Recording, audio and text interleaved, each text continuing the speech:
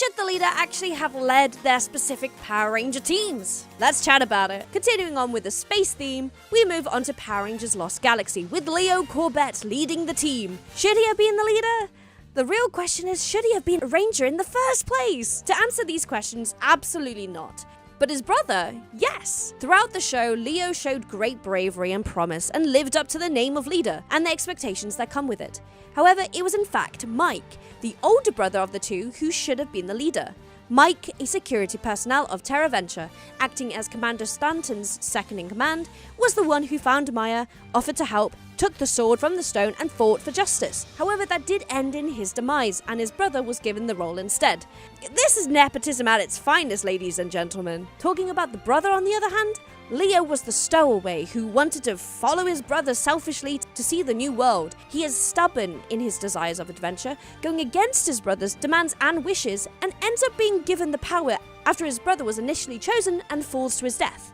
This is one of those shows where the leader was literally not meant to be the leader, and one of the few inspirations for this video, funnily enough. I know that later in the series, Mike miraculously returns with another position and power, stating that it was meant to be this way.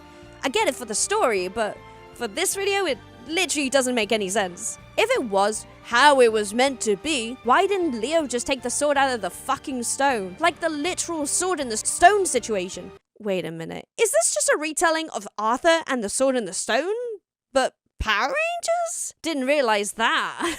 I guess Power Rangers had too many good leaders at that point and wanted to show a new side of the leader role with flawed people who led these teams and showcased how one can improve, change and learn. But that's too thinky for my brain. Let's have friendo Yugi Joe finish this point for me. Thank you. Hey, that's me. I'm Yugi Joe.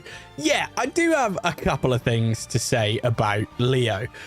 I do think at the end of the day, he should have been a Ranger.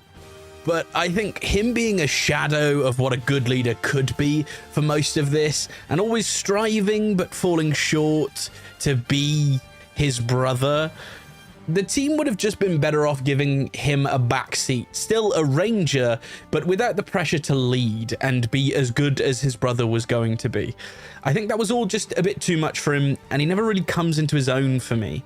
So my personal on that is make one of the others the leader. I think they were all very competent Rangers.